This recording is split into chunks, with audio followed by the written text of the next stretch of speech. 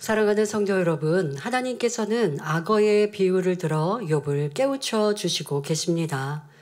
지난 시간에도 욥이 지금까지 자신의 의를 주장하며 하나님께 응답받고자 했던 방법이 잘못되었음을 깨우쳐 주셨지요. 악어는 강력한 턱과 단단한 비닐로 무장하여 인간의 힘만으로는 제압하기 어려운 동물입니다.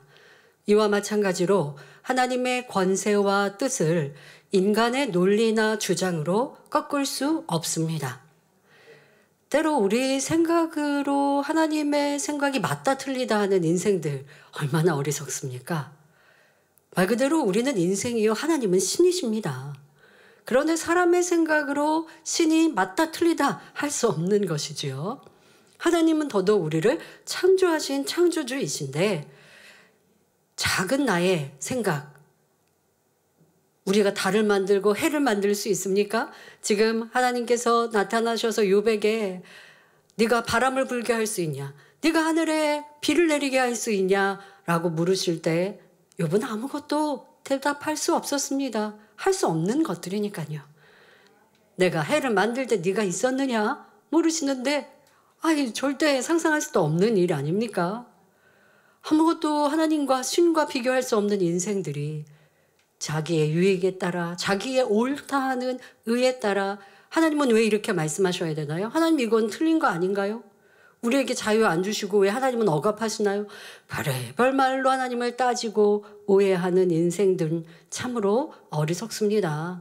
그걸 스스로 깨달을 수 없죠. 깨닫지 못하니 신을 만날 수도 만나지 못하니 신이 하시는 크고 놀라운 일의 역사도 체험할 수 없습니다. 우리는 하나님께 응답받기 위해서 어떻게 해야 하는지 충분히 들었습니다. 자신의 의를 주장하며 원망, 불평할 것이 아니라 겸손히 회개하고 하나님의 뜻에 순종해야 한다 했습니다. 즉 인간의 방법이 아닌 하나님의 방법대로, 하나님이 원하시는 뜻대로, 하나님이 원하시는 길대로 하나님을 찾고 의지할 때 비로소 응답받을 수 있다는 말씀이었습니다. 오늘도 계속되는 악어의 비유를 통해 자기 의를 발견하여 온전히 벗어버리며 하나님의 의와 선으로 가득히 채우시기를 주님의 이름으로 기원합니다. 욥기 41장 6절에 어찌 어부의 떼가 그것으로 상품을 삼아 상고들 가운데 나눌 수 있겠느냐라고 물으십니다. 즉 어찌 어부들이 악어를 상품화해서 상인들에게 팔 수 있겠느냐라고 물으시는 것이죠. 자, 이러한 물음에 이는 그럴 수 없습니다. 또 그럴 수 없다는 말씀을 하고 계신 것이죠. 오늘날에는 문명이 발달해서 악어를 잡아 그 가죽으로 가방이나 지갑, 허리띠 등을 만들어 상품화할 수 있습니다. 그러나 욥이 살던 시대는 악어를 잡아 상품으로 만든다는 것은 있을 수 없는 일이었습니다. 사람이 어떤 도구로 악어를 제압하는 건 너무 생명에 위협이 되는 일이니 그럴 수 없고 악어가 있으면 조용히 피해야 하는 것이죠. 그러면 하나님께서 이 말씀을 통해 깨우쳐 주고자 하시는 것은 무엇일까요? 이는 하나님을 상품화해서는 안 된다는 말씀입니다. 즉 우리가 어려움이 생기거나 다급할 때는 하나님을 찾다가도 염려 근심이 사라지고 평안하면 하나님을 멀리하는 것을 비유하신 말씀입니다. 마치 어떤 물건이 필요할 때만 구하고 필요하지 않으면 무관심하거나 함부로 대하는 것처럼 하나님을 그렇게 대한다는 것이죠. 여러분 우리가 내가 사람 안에서도요 도움이 필요하니까 그 사람한테 가서 막 잘해주고 또 옆에서 서비스도 해주고 칭찬의 말도 하다가 도움을 받고 나서는 나몰라라 하는 사람이 있으면 다음 두 번째 그 사람이 나에게 도움 청할 때 도움을 줄 사람이 어디 있겠습니까? 야, 저 사람을 보니까 자기 유익에 따라 나를 이용하네 라고 말할 것입니다. 하나님께서 지금 우리 인생들에게 그렇게 말씀하고 계시는 거예요. 응답이 필요하고 치료가 필요하고 축복이 필요하니 너가 나에게 겸비 나의 도움을 구하는데, 그런데 이제 응답받고 나면 네 마음대로 네 뜻대로 네가 잘나서 축복받은 것처럼 하는구나 라고 이 비유를 통해 깨우쳐 주고 계십니다. 하나님은 우리가 필요할 때만 찾고 필요 없을 때 외면하는 상품이 아닙니다. 그러므로 하나님께서는 우리에게 하나님을 자신의 필요에 따라 이용하고 상품화해서는 안 된다는 사실을 깨우쳐 주시는 것입니다. 다른 예를 한번 들어볼까요? 자녀가 필요한 것이 있을 때는 부모님께 애교도 부리고 심부름도 잘하는데 요구사항이 응답되니 그 다음에는 부모님이 뭘 부르셔도 대답도 안 하고 냉랭하다면 부모의 마음이 어떠하겠습니까? 얼마나 씁쓸할까요? 야, 내 자녀가 나에게 뭐 필요할 때만 엄마 아빠하고 상냥하게 대하는구나. 되게 실망스러우실 거예요. 참 사랑을 주고받는 관계라 할 수 없는 것이지요. 이렇게 어려움이 오고 응답받을 기도 제목이 있을 때는 간절히 기도하고 충성하다가 평안해지면 기도와 열심이 식어지는 성도들도 있지요. 교회 안에서도 그럴 때 봅니다. 잘 안 보이다가 어떨 때 이제 눈에 띄게 되고 열심히 합니다. 왜? 축복받거나 응답받아야 하는 이유가 있을 때. 그래도 들은 말씀은 있어서 하나님을 기쁘시게 하려고 한다고 하겠지만 하나님께서 기뻐하실 수 없어요. 변개하는 모습 원하시지 않지요. 이제까지 열심히 안 했으니까 이제부터 이후에는 계속 열심히 할게요. 그럴 때는 하나님이 받으시는데 열심히 하다가 그 다음에 또 응답 오면 나태해진다면 하나님은 역사하실 수 없고 그런 비진실함을 싫어하신다 말씀하고 계십니다. 욥은 이 정도의 신앙은 아니었지만 하나님의 응답과 축복이 임할 때는 좋으신 하나님이었는데 자신의 원대로 되지 않으니 그 고백이 바뀌더라는 것입니다. 여러분, 우리가 응답이 없다고 또 내게 시련이 온다고 교회를 떠나거나 아니면 반대로 좋은 일이 있다고 교회를 떠나고 하나님을 떠나는 것은 아닙니다. 하지만 지금 말씀드린 것처럼 응답해 주시고 축복이 넘치고 할 때는 또 내가 뭔가 성령 충만할 때는 좋으신 하나님, 또 주변에 있는 사람들에게도 양보하고 베풀고 참 선하고 열심 있고 충성한 일꾼 되었다가 그러다가 뭔가 어려움이 와서 아니면 또 어떤 경우는 응답을 받고 난 다음에는 그 다음에는 이제 열심도 충성도 하지 않는 사람으로 변개한다면 이 또한 하나님을 이용하는 것이라고요. 이걸 우리는 나에게서 찾아보아야 합니다. 욥기 1장 5절을 보면 욥은 아들들이 혹시라도 죄를 지어 하나님을 배반했을까 염려하여 그들을 위해 그 인원수대로 번제를 드렸다 했습니다. 이처럼 자녀들을 염려해서 번제를 드릴 정도이면 욥 자신의 삶은 얼마나 정결했겠습니까? 욥의 행사가 항상 이러하였더라 말씀하실 만큼 욥은 하나님을 경외하며 섬기는 삶을 살았습니다. 그런데 욥기 16장에서는 욥이 하나님께 원망을 쏟아냅니다. 주께서 나를 시들게 하셨으니 이는 나를 향하여 증거를 삼으심이라 하며 하나님이 자신을 치시고 괴롭게 하셨다고 탄식합니다. 늘 하나님을 경외하며 번제를 드리던 욥이 고난을 당하자 있을 수 없는 말로 하나님을 원망하며 불평한 것입니다. 그러나 참된 믿음이 있다면 어떤 고난 속에서도 하나님 감사합니다 라고 고백할 수 있어야 합니다. 왜냐하면 하나님이 다시 회복시키시고 더 큰 은혜와 능력을 주실 것이라는 믿음이 있기 때문입니다. 여러분들 죽을 것 같을 때, 그럴 때 좋으신 하나님, 하나님이 순간 역사하시면 모든 것 회복됩니다. 이러한 믿음이 있기에 넉넉히 이기고 이 어려울 때 하나님이 기뻐하시는 것을 행하는 것, 하나님은 이러한 마음을 원하십니다.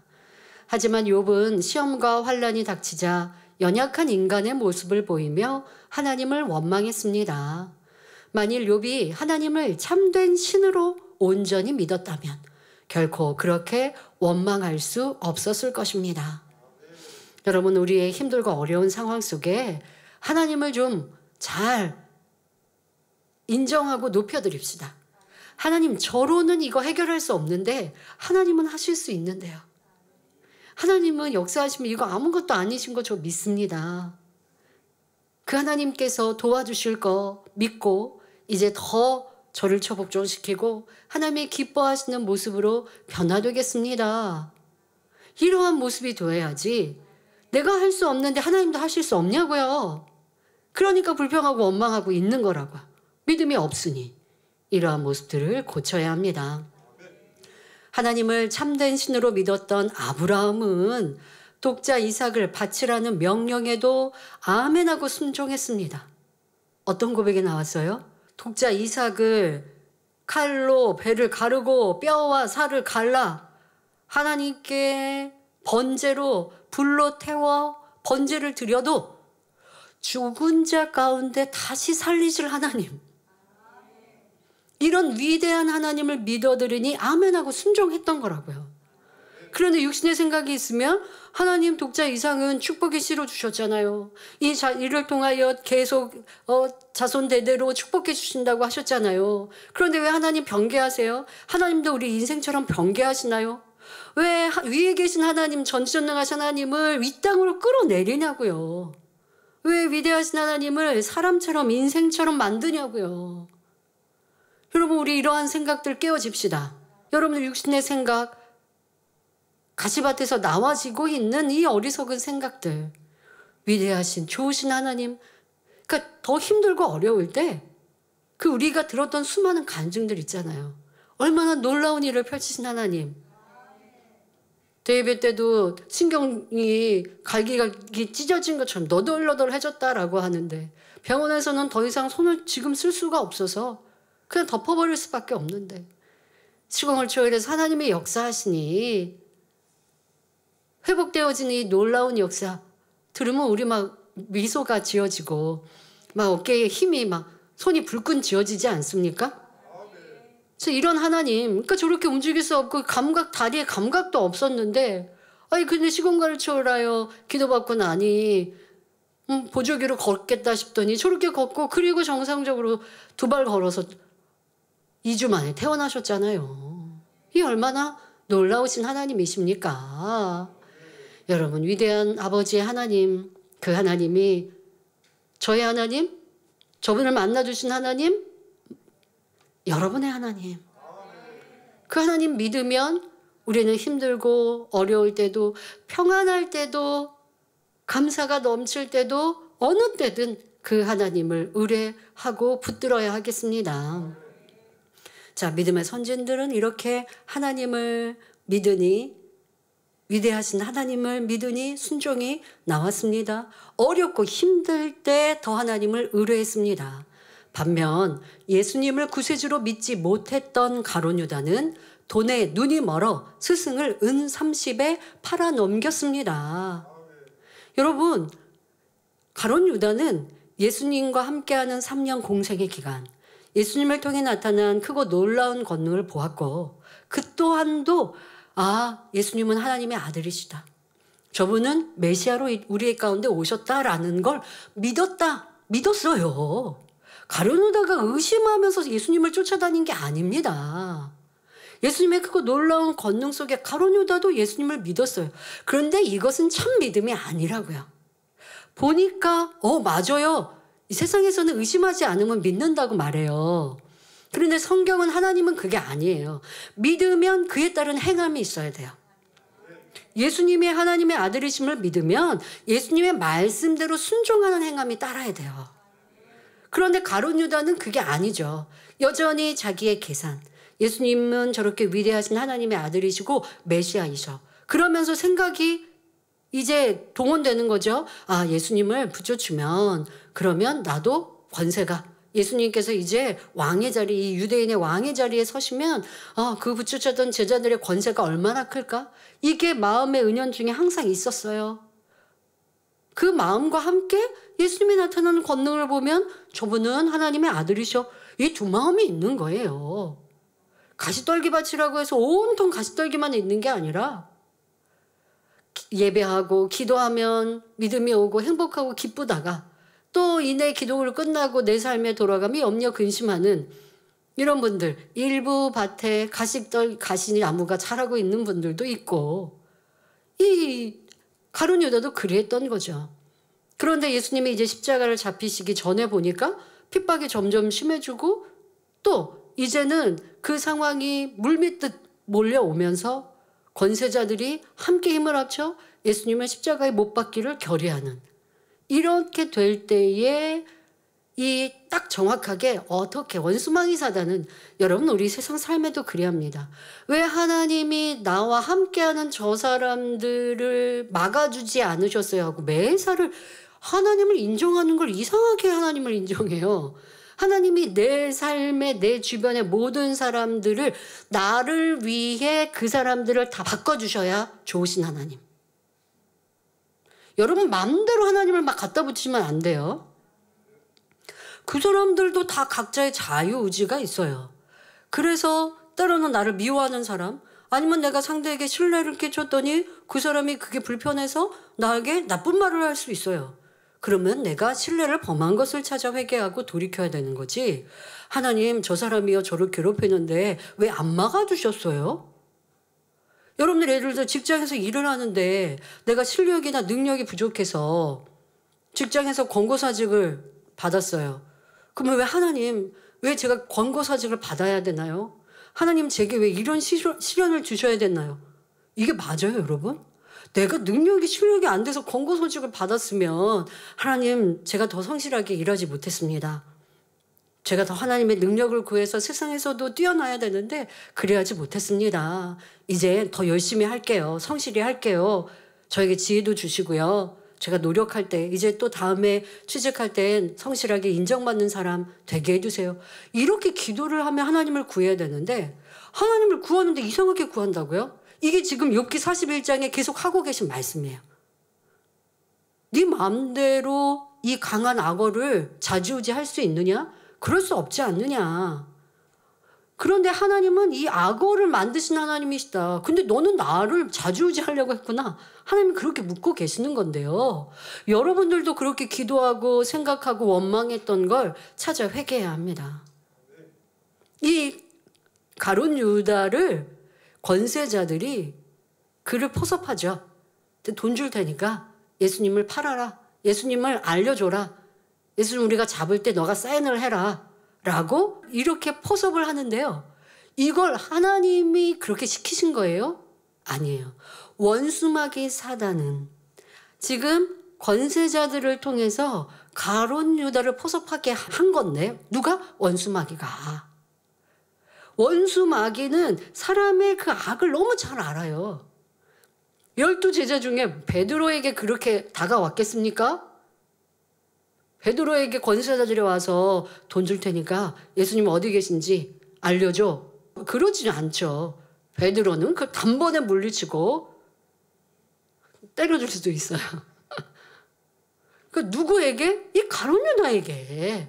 그 중심, 그 마음이, 그 사심이, 그 욕심이, 배신할 마음이 있는 걸 원수마귀 사단이 아니까 권세자를 통해 이 가룟 유다를 건들더라는 거예요. 여러분 삶 속에 누군가 나를 괴롭게 하고 힘들게 할 때 하나님이 왜 그 사람을 내비두셨어요? 하지 마세요. 그 사람을 주관하는 것도 또 그 사람 의지로 그렇게 하는 거예요. 그 사람 의지로 그렇게 하는 거 하나님이 왜 안 막아주셨어요? 라고 우리가 생각한다면 이건 하나님을 내 마음대로 왔다 갔다 장기 두고 바둑 둘 때 내가 아무데나 갖다 놓을 수 있다고 하나님을 내 마음대로 막 그렇게 위치하려고 하는 거나 마찬가지예요. 이러한 것들도 찾아서 회개해야 합니다. 얼마나 많은 삶 속에 하나님께 대한 원망이 있는지, 순간순간 그러한 육신의 생각으로 하나님과 담이 되는지, 이런 것들을 찾아야 합니다. 지금 아브라함과 가룟 유다의 비유를 들어드렸습니다. 이처럼 누구는 하나님께서 죽으라 하셔도 아멘하며 순종하고, 누구는 단순한 욕심과 이익을 위해 하나님을 배반합니다. 하나님께서는 결코 이러한 배신과 불순종을 절대로 기뻐하지 않으십니다.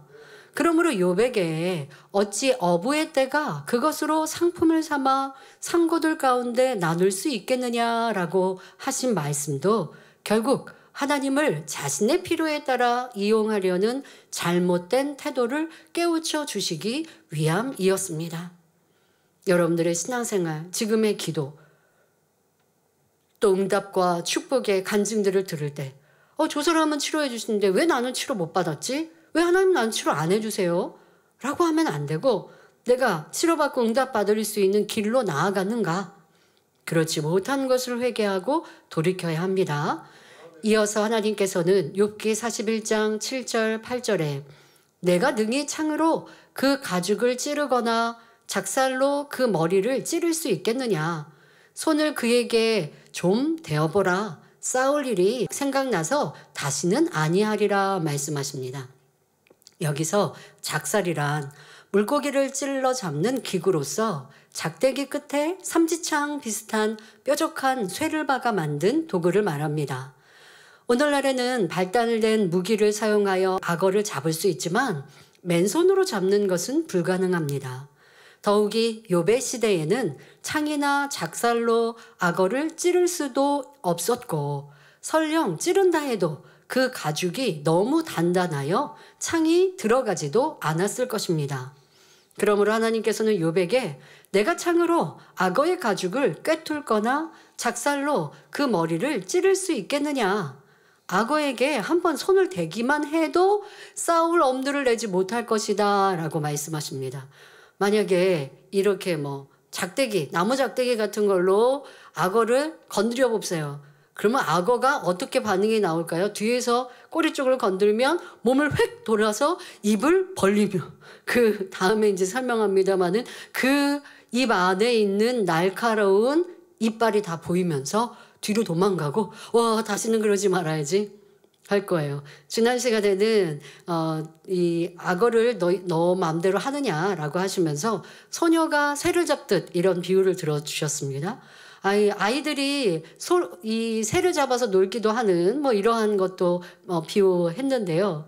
그거는 가능할지 모르지만 지금 악어에게 그렇게 장난쳤다가는 이거는 어디가 물리고 잘못될 수 있어요. 그 악어가 입이라도 벌리게 되면 내가 왜 이러지? 하고 다시는 공격하려 하지 않을 것 아닙니까? 지금 이런 말씀을 하십니다. 이는 욥아 내가 하나님을 원망하고 탄식하며 화살같이 찌르는 말이 바로 이와 다를 바가 없는 것이다. 그러니까 너가 악어를 공격하고 잡지 못할 터인데 지금 너는 나에게 그렇게 헛된 행동들을 한 것이다 말씀하십니다.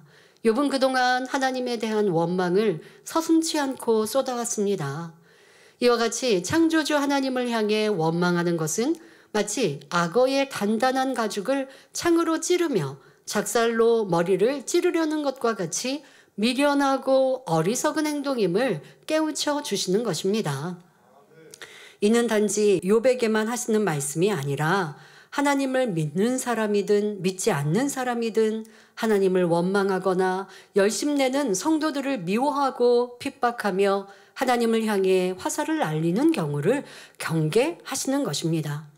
여러분 모세의 형과 누이가 모세에게 대하여 잘못됐다고 정죄할 때 하나님께서는 누구의 편이 되십니까? 참으로 의로운 모세의 편이 되시면서 아론과 미리암을 나무라시죠. 미리암은 그 몸에 병이 듭니다. 그 문둥병이 바라고 그 또한도 그 스스로가 회개하여 치료된 것이 아니라 모세가 하나님께 메어 달릴 때 치료받습니다. 하나님께 대하여서뿐 아니라 하나님의 사람에 대하여 또 하나님 나라를 위해 충성하는 일꾼들에 대하여 내가 판단하고 정죄하고 악한 말을 하는 것 또한도 이에 해당한다 하십니다. 하나님께서는 이런 사람들을 향해 욥기 40장 8절 9절에 내가 내 심판을 패하려 하느냐 스스로 의롭다 하려 하여 나를 불의하다 하느냐 내가 하나님처럼 팔이 있느냐 하나님처럼 우렁차게 울리는 소리를 내겠느냐라고 물으시는 것입니다. 우리는 결코 하나님께로부터 이런 질문을 받는 일이 없도록 항상 겸비한 자세로 하나님의 은혜를 사모하며 기다리는 사람이 되어야 하겠습니다. 이어지는 본문 욥기 41장 9절 10절에 잡으려는 소망은 헛것이라 그것을 보기만 하여도 낙담하지 않겠느냐. 아무도 그것을 격동시킬 용맹이 없거든 능히 나를 당할 자가 누구냐라고 물으십니다. 즉 욥아, 악어를 잡겠다는 생각은 헛된 것이다. 그것을 보기만 해도 기가 꺾이지 않겠느냐. 어느 누구도 악어와 맞설 만한 용기가 없는데 하물며 하나님을 당해낼 사람이 있겠느냐 라는 의미입니다.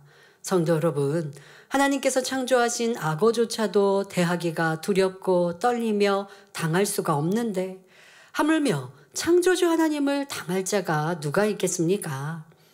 악어를 만났을 때 싸우자고 덤비는 사람이 어디 있겠습니까? 아무도 악어를 격동시키려 하지 않을 것입니다. 만일 물속에 악어가 보인다면 사람은 무모하게 헤엄쳐 가지 않고 배로 건너거나 조용히 피해 갈 것입니다.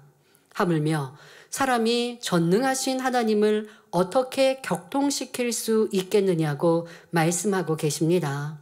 이렇게 말씀하시는 이유는 그동안 욥이 하나님, 내 말씀을 들으셨다면 대답해 보세요 라고 하나님을 격동시켰기 때문입니다. 물론 하나님께서는 이런 말을 들었다고 해서 격동하실 분이 아닙니다. 오히려 욥 스스로가 악을 쌓아가며 그 악을 드러냈을 뿐입니다. 그러면 욥이 하나님으로부터 이 말씀을 들었을 때 무엇을 깨달았을까요? 욥은 하나님을 격동시키기를 원했지만 결과적으로 하나님을 격동시킬 수 없었고 이는 용맹이 아니라 오히려 자신의 연약함과 부족함임을 깨닫게 되었습니다. 아, 내가 하나님을 좀 움직여 보려고 좀 하나님에게 좀 격동하시게라도 해서 나에게 좀 응답해 보시라고 내 말을 좀 들어보시라고 그렇게 하려고 했는데 이거는 무모했구나, 어리석었구나 라는 것을 깨우치고 있습니다. 또한 욥은 하나님을 어떻게 해야 만날 수 있는지를 바로 여기에서 배우게 됩니다. 즉 원망, 불평이나 악 속에서는 하나님을 만날 수 없고 오직 선을 행하며 기뻐하고 감사하며 말씀 가운데 행해 나갈 때 하나님을 만나고 응답받을 수 있다는 사실을 깨닫게 되었습니다. 제가 지난주에는 기도 녹화를 위해서 기도처에 갔었는데요. 지금은 30분 기도 녹화를 했지 않습니까?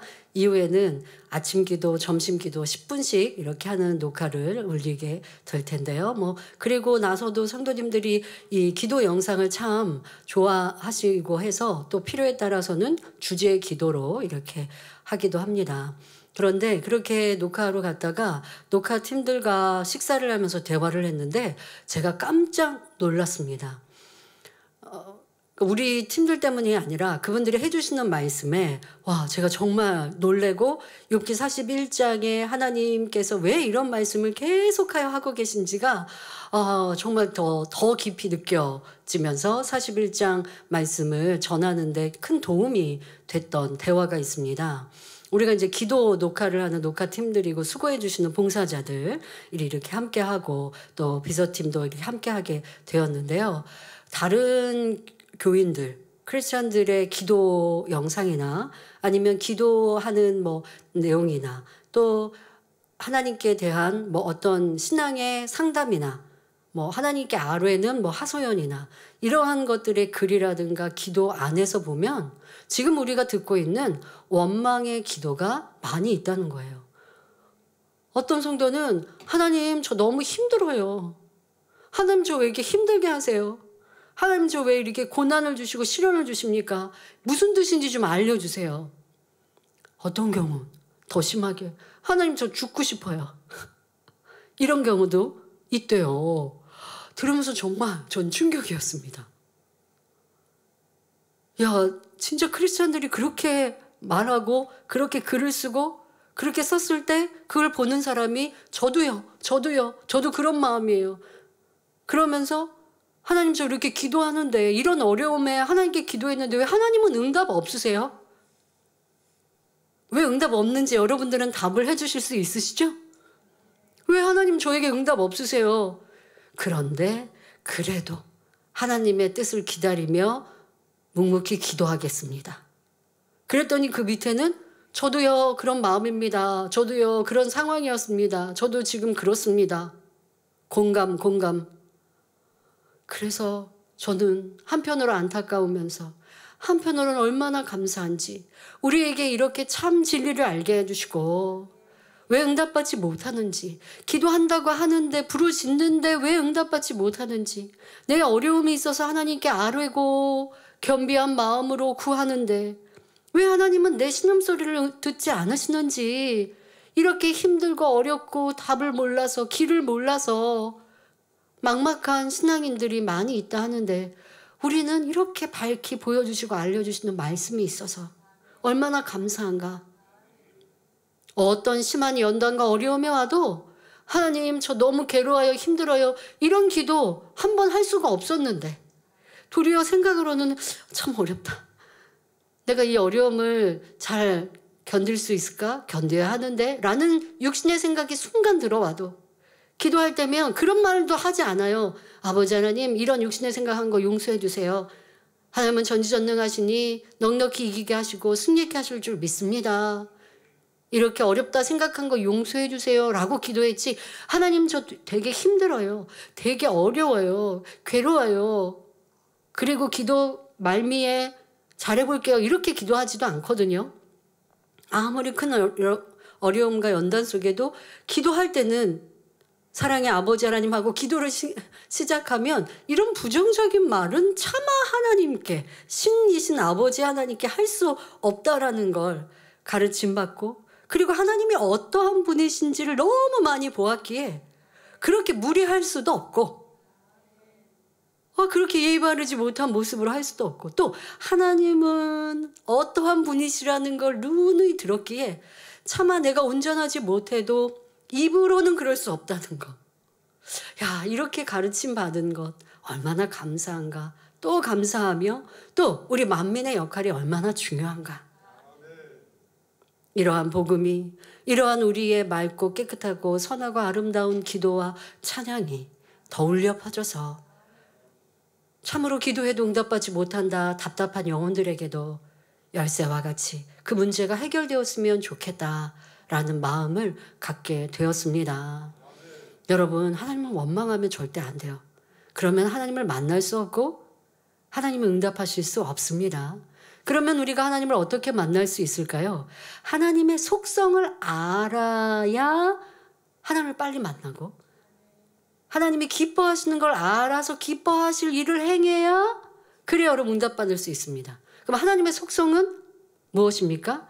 하나님은 말씀이시며 선 자체이십니다.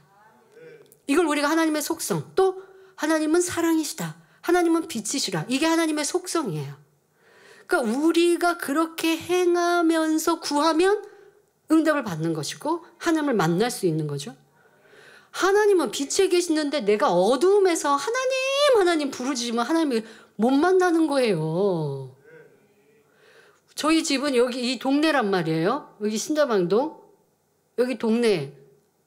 그런데 저랑 만나기로, 만약에 우리 집에서 저를 만납시다 했으면 저희 집에 오셔야 되지 않겠습니까? 근데 저기 어디 경기도에 가서 당회장님 하면 되겠어요? 만나기로 약속한 장소, 제가 있는 곳에 오셔야 만나죠. 하나님은 어디에 계시냐? 빛에 계시고 선에 계시고 사랑에 계시고 진리의 말씀에 계신 분. 하나님은 저 높은 하늘에 계신데 내가 낮고 낮은 이 땅에서 하나님을 어떻게 만나요? 하나님은 만날 수 있는 길을 알려주신 거예요. 나는 말씀이야, 선이야, 진리야, 사랑이야. 너희가 그렇게 변화되면 나를 만날 수 있어. 이 성경 66권에는 계속 말씀하고 계십니다. 우리가 이러한 하나님을 만나면 그 열매는 어떠할까요?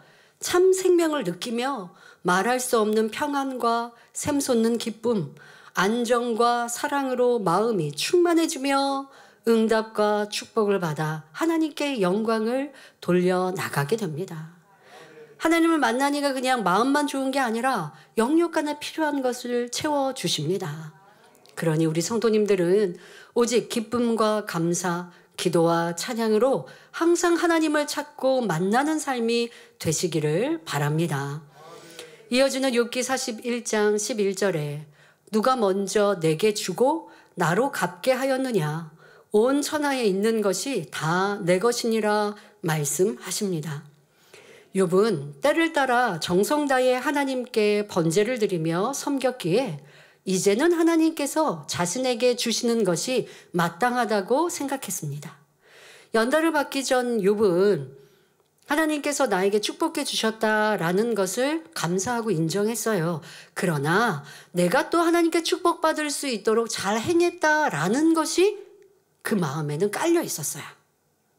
그러니 축복해 주시는 하나님께 나도 열심히 행하고 내가 열심히 행하니 하나님은 또 축복해 주셨고 이렇게 같이 쌍방으로 이게 되어졌다라고 생각을 했어요. 그런데 하나님의 축복과 응답이 아니 계시고 나는 하나님께 잘 했었는데 그런데 저주가 임하고 어려움이 임하니까 하나님 제가 이제까지 이렇게 하나님께 잘했는데 왜 하나님 저에게는 역사 안 해주세요? 이제 이러한 원망으로 바뀌어버린 것입니다. 그러나 하나님께서는 이러한 생각도 옳지 않음을 본문에서 지적하십니다. 이는 어떤 의미일까요? 예를 들어 우리는 하나님 앞에 수입의 11조를 드리고 때를 따라 감사헌금과 절기헌금, 건축헌금 등을 드립니다. 이는 하나님의 자녀로서 당연한 도리이며 감사함으로 드려야지 생색내거나 자기를 드러내고자 하는 것은 옳지 않습니다. 또 나는 이렇게 헌금하고 충성하고 열심 내었으니 하나님께서도 당연히 응답해 주시고 축복해 주셔야 하는데 아니 왜 주지 않으실까 하고 생각하는 것도 고쳐야 합니다. 하나님께서는 우리가 믿음으로 심고 행하면 당연히 축복해 주십니다. 하지만 받으려고 심는 것도 또 심고 안 주시나 계산하고 있다면 이는 작은 믿음, 어린 믿음에 머물러 있는 것입니다. 초신자 때는 그럴 수 있어요. 내가 이렇게 기도하고 하나님께 심었으니 또 11조에 대해서는 하나님께 심고 시험해보라 하셨으니 내가 이렇게 가르쳐 주신 대로 하나님께 11조 드리면 하나님은 더 넘치게 복 주신다고 했으니 아직 온전한 믿음이 아니었어도 그렇게 해봐야지 이렇게 시험하듯이 해봅니다. 그랬더니 하나님이 축복해 주세요. 그것이 이제 한 번, 두 번이 되면 그 다음은 믿음이 돼서 시험하지 않고 하나님은 축복 주시는 분. 그리고서 기쁨과 감사함으로 믿음으로 행할 수 있어야죠. 그런데 그러한 체험도 응답도 축복도 받고 하나님의 역사도 보았는데 그런데 시간이 흐르고 직분이 주어지고 일꾼이라 하면서도 내가 이렇게 심었으니까 하나님이 이렇게 주셔야 되는데 왜 안 주실까? 언제 주실까? 이러고 있으면 그것은 온전한 믿음이 아니라는 것입니다. 우리가 심고 충성하며 봉사, 헌신하는 것은 받은 은혜와 사랑에 보답하는 것이요 천국의 상급으로 쌓입니다. 그러니 이 땅에서 왜 주시지 않느냐고 따질 수 없습니다. 또한 우리가 헌금하고 충성하며 봉사할 수 있는 것 자체가 하나님의 은혜입니다. 호흡하고 먹고 마시고 살아가는 모든 순간이 거저 주신 은혜이지요. 여러분 저는 기도하는 것도 말씀을 전하는 것도 하나님은 은혜 안 주시면 못한다는 걸 절절히 느낍니다. 제가 기도하면서 막 생각을 동원하거나 생각을 하거나 아니면 이렇게 30분 기도, 10분 기도를 적어놓고 읽는 거 아니라는 거 아시죠? 아니면 외워서 했을까요, 제가? 그럴 수도 없고요. 그냥 어떤 주제로 기도해야지라고 미리 이렇게 프로그램을 준비하면서 마음 안에 성령이 주관하시는 대로 이번에는 사랑장을 주제로 우리의 변화를 놓고 기도해야겠다. 그리고 내가 예전에 이렇게 사랑장을 토대로 하여서 어떻게 나의 변화를 위해 기도했었던지 그런 것들을 그렇게 한 적이 있었지? 그럼 그렇게 기도해야겠다. 또 우리 성도님들의 삶과 마음과 생각 속에 나타나고 벌어지는 사랑과 반대되는 것들을 이렇게 기도하면서 말하고 또 하나님의 도우심을 구해야겠다. 이렇게 그냥 마음 안에 두고 그리고 이제 현장에서 임하는 것이죠. 이제 10분 기도 이제 녹화를 차례를 하는데요. 이게 순간 감동이 충만하게 임하면 아무 생각 없는 사이에도 술술술술 나올 수 있어요. 그런데 이게 웬걸 점심 기도를 어쩌다가 먼저 하게 됐거든요. 아침 기도 순서가 이렇게 제가 생각한 순서가 이렇게 뭔가 이렇게 바뀌었는데 점심 기도를 하는데 이게 지금 쉽게 말하면 한 토막의 주제 기도를 할 것밖에 생각이 안 나요. 그렇게 기도하는데 머릿속은 완전 백지예요. 그럼 내가 지금 이거 감사 기도를 한 다음에는 무슨 기도를 하지? 아무 생각이 안 들더라고요. 그래서 기도할 수 있습니다. 그런데 너무 감사하게도 그러니까 이런 생각이 없이 기도가 술술술 나와야 돼요. 근데 술술술 안 나오는 감동함 속에서 100% 임하지 않으면 지금 내가 이걸 녹화를 하기 때문에 중간에 끊으면 안 되는데 근데 지금 내가 하고 있는 이 감사의 기도 다음은 무슨 기도를 하지라고 하는 이 생각이 있는 건 아주 100% 감동을 못 받은 거죠. 근데 그래도 그 기도가 끝날 때 또 다른 기도의 내용을 주시고 해서 정말 이렇게 끊지는 않고 한 번에 갈 수는 있었지만 내가 기도하는 것도 짧은 10분 기도도 감동함 속에 기도를 하지 못하면 이거 내가 실수하면 어떡하나? 할 말이 없으면 어떡하나? 이렇게 될 수 있어요. 성도님들은 제가 말을 참 잘한다고 생각하실 수 있지만 제가 그렇게 말을 하는 걸 즐겨하거나 또 어떨 때는 말을 별로 안 하고 싶을 때는 할 말이 없어요. 이렇게 말도 서로가 좋은 사람들이 만나면 술술술술 나오는데 좋은 사람이 있으면 할 말이 없는 거 경험해 보셨습니까? 기도가 그러면 안 되잖아요. 그런데 아버지 하나님, 사랑의 아버지 하나님과 기도하는데 할 말이 없으면 안 되죠. 할 말이 없다는 자체가 친하지 않은 거고 가깝지 않다는 건데요. 그러니 기도할 수 있는 것도 말씀을 전할 수 있는 것도 충성할 수 있는 것도 아버지 은혜입니다. 주일이면 우리 성도님들이 곳곳에서 봉사하고 충성해 주시죠. 참으로 감사합니다. 할 수 있는 힘 주신 것도 할 수 있는 마음 주신 것도 다 아버지 은혜요. 아버지는 여러분들의 그 향을 기뻐 음양하시고 그러니까 이 땅에 아버지 하나님 저 많이 축복 주실 거죠? 이게 아니라 아버지를 사랑하여 드린 이 향을 하늘의 상급으로 무엇으로 바꿔주셨을까? 그러니까 이거는 소망해도 돼요, 여러분. 하늘나라의 아버지가 무엇 주셨을까? 내 멸관을 더 만들어주셨을까? 아니면 내 아름다운 옷을 만들어주셨을까? 아니면 나에게 멋진 흰 말을 주셨을까? 내 집에 무엇을 주셨을까?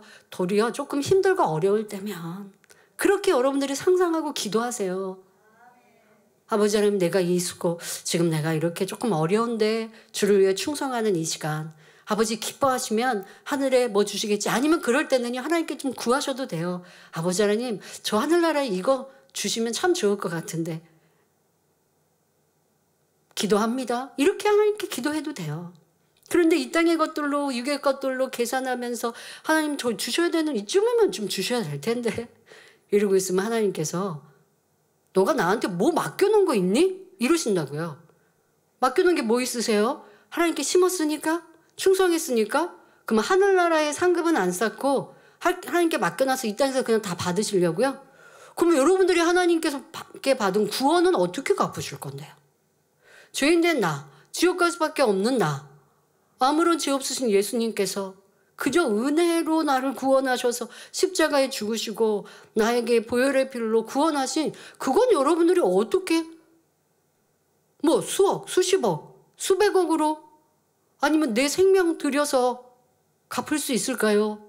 내 생명 드린다고 어찌 주님의 그 보혈과 비교할 수 있겠습니까? 내가 주님께 드려도 주님 드렸으니까 받으셨으니까 저한테는 좀 주셔야죠. 계산할 게 아무것도 없고 하나님께 계산하려고 치면 우리는 마이너스예요. 마이너스.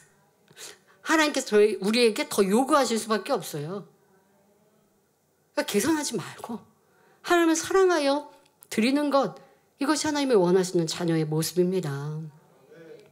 하나님께서 햇볕이나 비를 내려주지 않으시거나 더운 여름에 바람을 불지 않게 하신다면 농부가 어떻게 수확할 수 있겠습니까?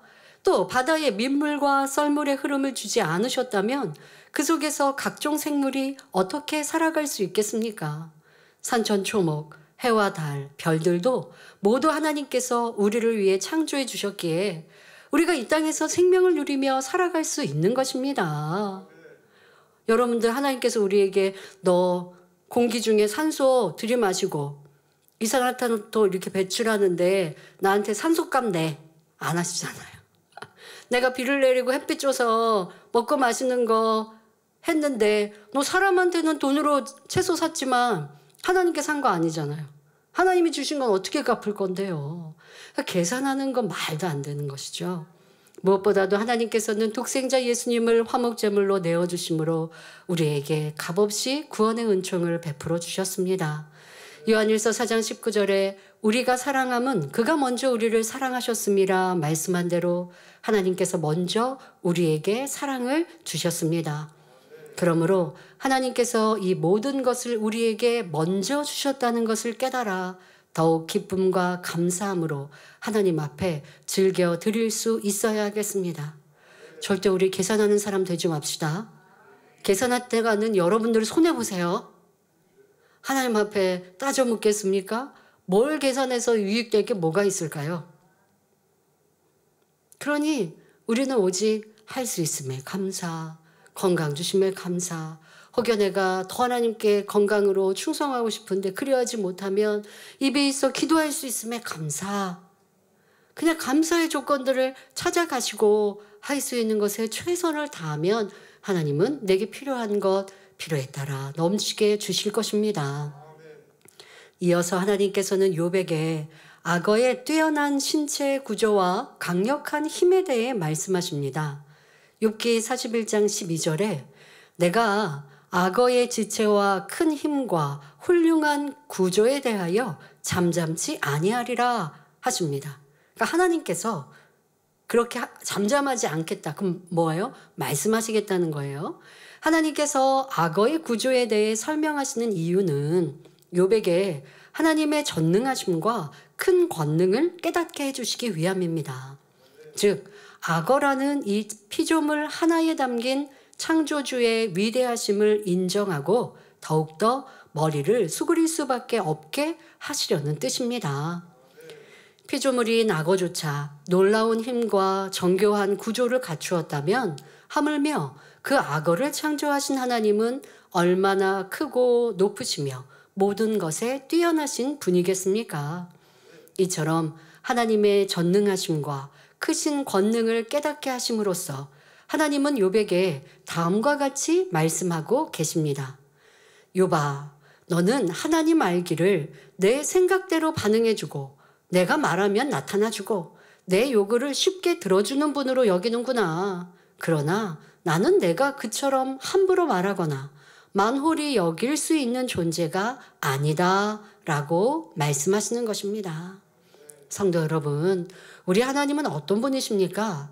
하나님은 영이십니다. 다시 말해 말씀 자체이시고 진리이시며 진실 자체이신 분입니다.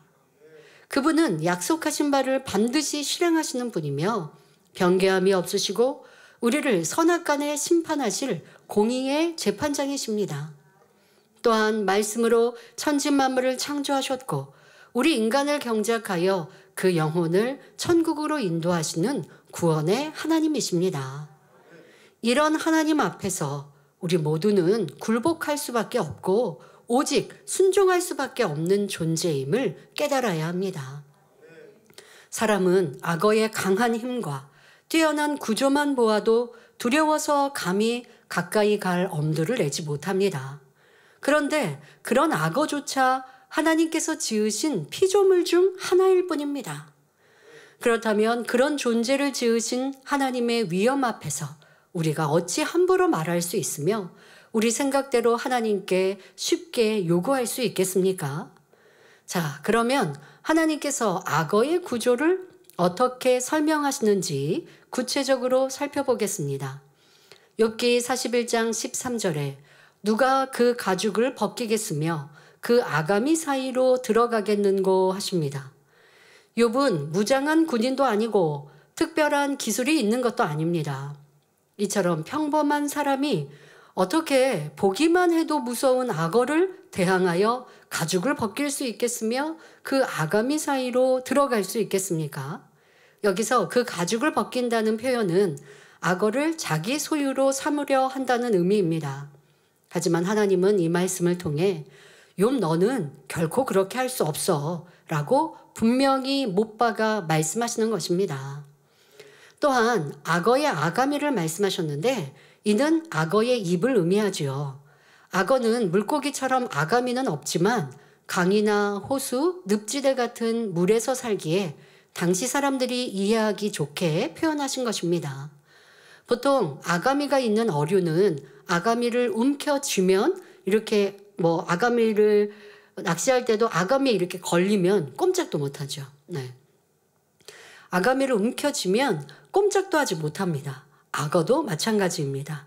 그 입을 벌려 커다란 물체를 입 사이에 끼워 놓으면 악어는 입을 닫을 수 없어서 꼼짝하지 못하게 됩니다.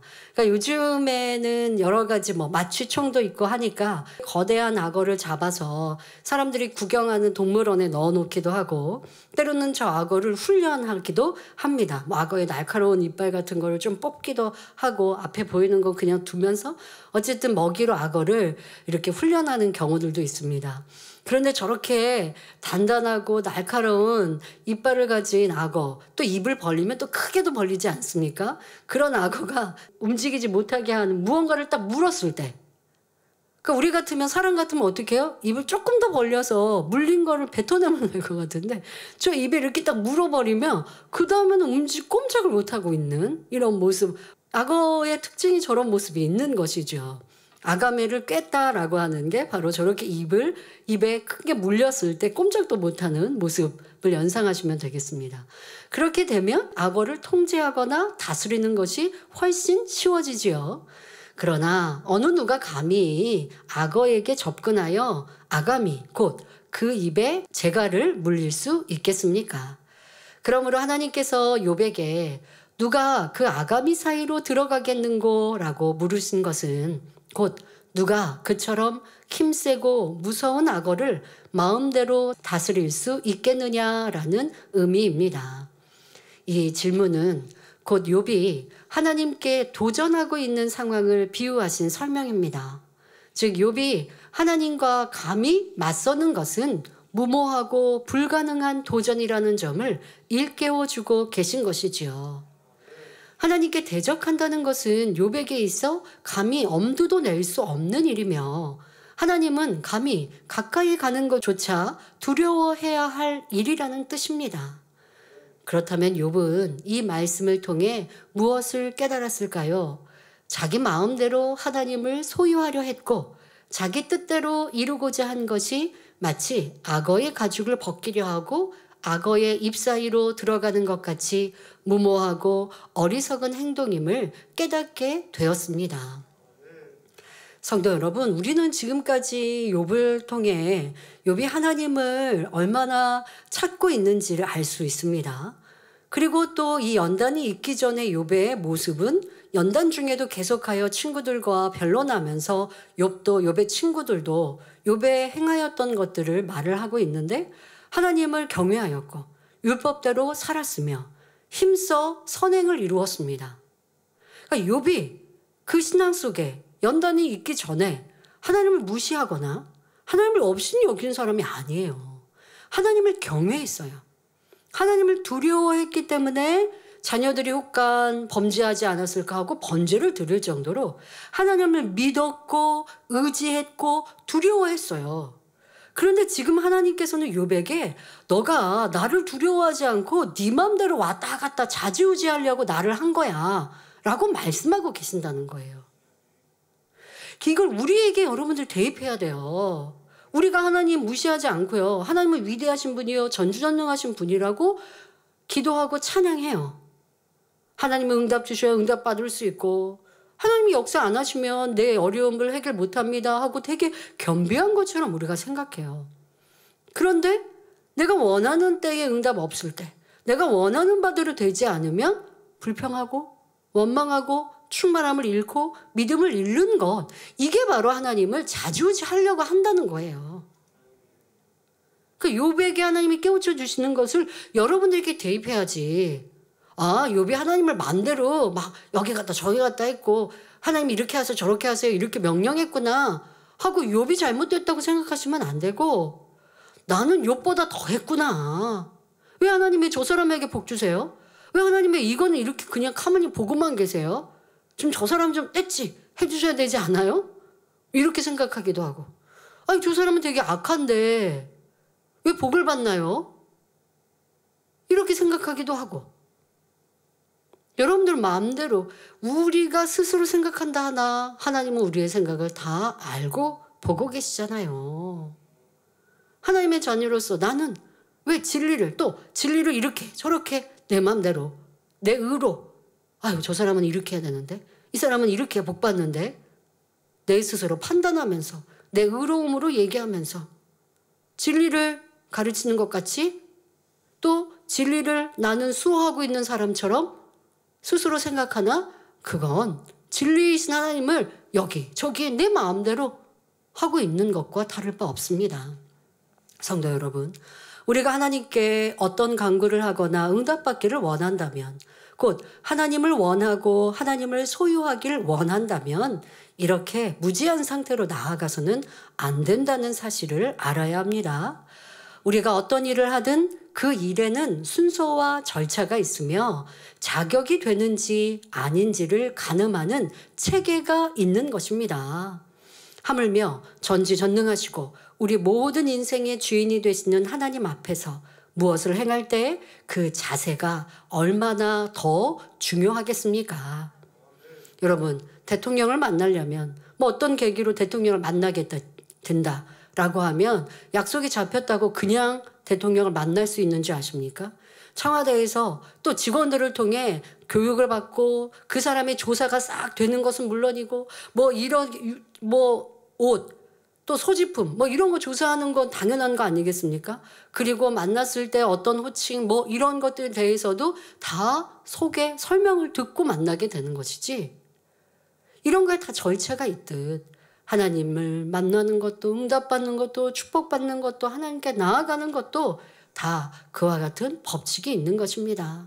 그러므로 우리가 하나님의 마음을 소유하고 간구와 기도에 응답받기를 원한다면 반드시 그에 합당한 방법이 있다는 사실을 잊지 마시기 바랍니다. 네, 시간이 다 돼서 여기에서 말씀을 마치고 다음 시간에 이어 설명할 텐데요. 아버지 하나님께서도 우리에게 너무나 안타깝게 만나주고 싶으신데, 응답해주고 싶으신데, 그런데 그래야지 못하도록 인생들이 하나님의 자녀라고 하면서 하나님께 기도한다고 하면서 사랑의 하나님, 응답의 하나님, 축복의 하나님 어디서 수식어는 다 갖다서 붙이면서 기도해요. 전지전능하신 하나님, 위대하신 하나님, 모든 거 다 하시는 하나님, 무소부재하신 하나님, 그러면서 응답 축복 달라고 기도하는데, 그런데 말은 그렇게 했을 뿐이지 하나님이 싫어하시는 행함과 또 그렇게 시작은 해놓고 뒤에 가서는 불평과 원망을 이루어 나간다 한다면 하나님께서 어찌 우리에게 응답하시겠는가라고 안타깝게 가르치고 계십니다. 여러분들의 지금까지의 신앙생활 또한 현재의 내 모습을 살피시면서 나는 욥과 같았나? 아니 나는 욥보다 더 하지 않았는가? 응답하실 때는 사랑해요, 기뻐요, 즐거워요, 생명 다할게요 했다가 또 내가 원하는 대로 안 되면 불평, 원망, 짜증, 일꾼들을 힘들게 하고 괴롭게 하고 하나님만 힘들게 하는 게 아니죠. 주변에 있는 사람을 다 힘들게 하는 이러한 내 모습이었다면 나는 욥과 비교할 수 없는 더 나쁜 모습이었구나. 회개할 때 하나님은 응답으로 축복으로 바꿔주실 것입니다. 할렐루야. 전능하신 사랑의 아버지 하나님, 이 시간 기도받는 모든 성도님들을 위해 안수하여 주옵소서. 전국 전 세계 하나님의 자녀들 위해 시공간을 초월하여 역사하여 주시옵소서. 믿어지는 믿음을 주시고 부정적인 생각과 의심의 세력을 물리쳐 주옵시며 모든 시험 환난도 물리쳐 주옵소서. 머리부터 발끝까지 오장육부, 뼈, 마디마디, 온몸의 신경, 조직, 세포 등 성령의 불로 태우시고 근본의 빛으로 역사하여 주옵소서. 예수 그리스도의 이름으로 명하노니 원수마귀 사단아, 모든 질병균 연약함아 물러가라. 빛이여 임하라. 모든 불치 난치병도 성령의 불로 태워 깨끗게 하여 주옵소서. 말라리아를 비롯한 모든 풍토병도 물리쳐 주옵소서. 감기, 기침, 열, 몸살, 독감 등 각종 유행성 질병도 다 물러가라. 어떠한 질병도 틈타지 않게 지켜 주옵소서. 각종 암과 전이된 것, 에이즈, 백혈병, 뇌졸중, 고혈압, 저혈압, 심장병, 폐병, 위장병, 당뇨, 부인병, 피부병, 갑상선 질환과 모든 염증도 깨끗게 하여 주옵소서. 소아마비, 중풍, 관절염, 디스크도 온전케 하여 주옵소서. 요통, 두통, 신경통을 비롯한 모든 통증은 사라질지어다. 간질, 자폐증, 우울증, 조울증, 공황장애, 노이로제, 치매 등 모든 정신질환도 물러가라. 모든 마비된 것도 풀어지고 일어나 걷고 뛸지어다. 눈도 잘 보이게 하옵시고 귀도 잘 들리게 하여 주옵소서. 소경은 눈을 뜨고 귀머거리는 들으며 벙어리는 말할지어다. 각종 사고 후유증도 깨끗게 하시고 부러진 뼈도 붙여 주옵소서. 화상 입은 것도 온전케 하시고 화기야 물러가라. 열도 물러가라. 아버지 흉터나지 않게 역사하여 주옵소서. 마약을 비롯하여 각종 약물과 독극물 중독도 깨끗함을 입을지어다. 죽은 신경과 세포가 살아나며 죽은 자도 살아나게 하여 주옵소서. 잉태의 축복도 주시기를 원합니다. 예수 그리스도의 이름으로 명하노니 원수마귀 사단아, 하늘 공중 권세 잡은 악의 영들아 물러가라. 그의 사자들도 물러갈지니라. 이 땅의 악한 영, 더러운 영, 거짓되고 간사한 영, 이간질하고 미혹하는 모든 어둠들은 물러가라. 모든 흉악의 결박을 풀고 어둠아 물러가라. 빛이여 임하라. 아버지 하나님, 부르짖어 기도할 수 있는 능력을 주시고 죄를 버리고 성결될 수 있는 능력을 주옵소서.